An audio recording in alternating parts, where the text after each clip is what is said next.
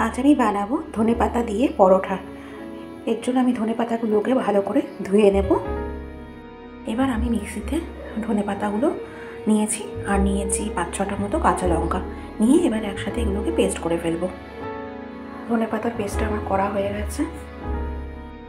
নিয়ে নিয়েছি সমান পরিমাণে আটা আর ময়দা মিক্সড করে, আর এর উপর দিয়ে ময়ামের জন্য নিয়েছি সাদা তেল, নুন সামান্য আর সামান্য চিনি।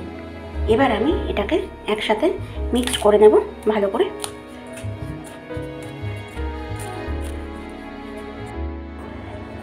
মিক্স করা হয়ে গেলে আমি এবার এই পেস্টটা এর মধ্যে দিয়ে দেব। এবার আমি এটাকে মেখে নেব একসাথে। আমি এর মধ্যে কোনো জল অ্যাড করব না, কারণ আমি ধনেপাতাটা বাটার সময় সামান্য জল দিয়েছিলাম, তো সেই জন্য আমি আর জল দেবো না এক্সট্রা। যদি লাগে পরে তখন অ্যাড করব। এবার আমি মেখে নেব।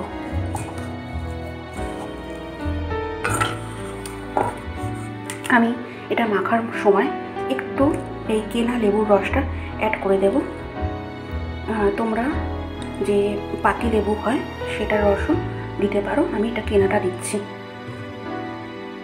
আমি মাখার মধ্যেই আমি এটা দিয়ে দিচ্ছি জিরের গুঁড়ো 2 চামচ মতো, আর দেব আদা রসুনের পেস্ট।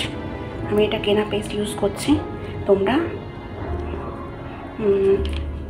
যেটা হাতে করে নিতে পারো, গ্রেট করে নিয়ে তারপর মিক্স করতে পারো, বা ধনেপাতার সাথেও মিশিয়ে নিতে পারো।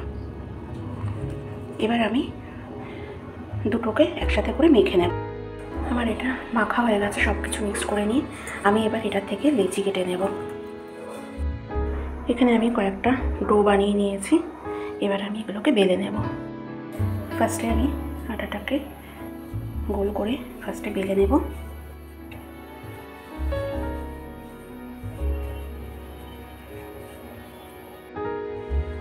এবার গোল করে বেলে নেওয়ার পরে আমি একটু এখানে চাট মশলা দিয়ে দিচ্ছি।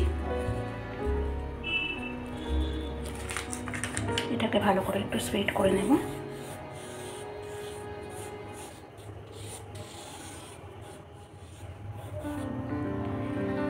এবার এর উপর দিয়ে আমি কিছু ধনেপাতা ছড়িয়ে দেব।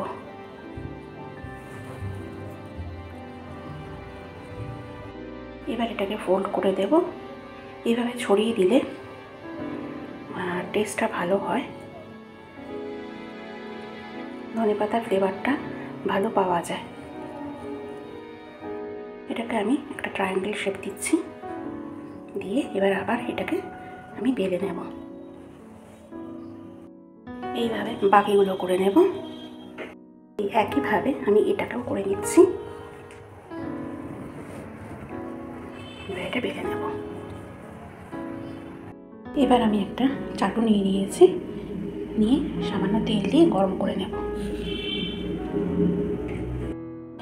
তেলটাকে একটু ছড়িয়ে নেব।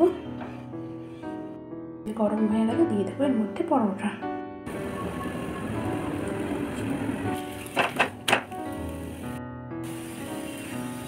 এভাবে দুটো পাশ ভেজে নেব ভালো করে,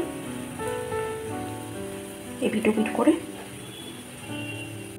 দেখো কি সুন্দর ফুলে উঠছে।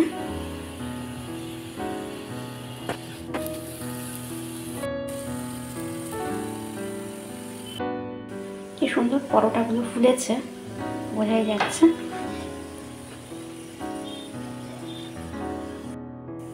এভাবে আমি একে একে সবকটা পরোটা ভেজে নেব। আমার পরোটাগুলো সব হয়ে গেছে। এটা আচার দিয়ে খুব ভালো লাগবে খেতে, একদিন এভাবে করে দেখুন।